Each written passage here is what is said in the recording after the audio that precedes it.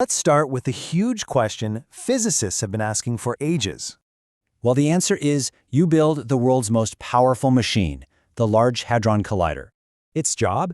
To smash tiny particles together, recreating the moments right after the Big Bang.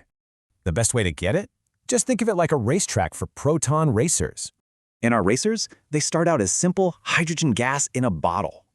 Scientists just strip away their electrons, leaving bare protons, and they are our racers.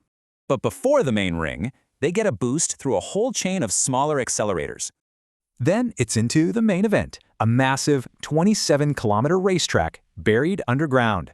Here, two beams of protons race opposite ways at nearly the speed of light. Insane.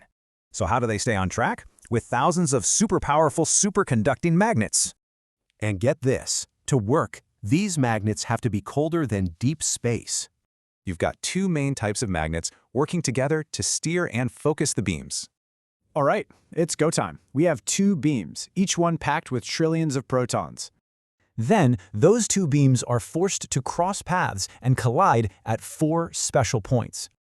And when they smash together, that's when Einstein's famous E=mc² kicks in. All that energy creates a shower of brand new particles, stuff we haven't seen since day one.